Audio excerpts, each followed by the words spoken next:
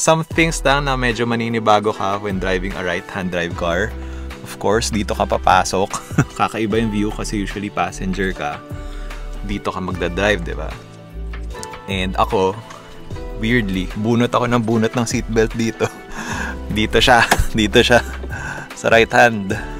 Ang isip mo, magdadrive ka at bubunot ka dito. Dito ka kuha ng seatbelt, obviously. And then, eto.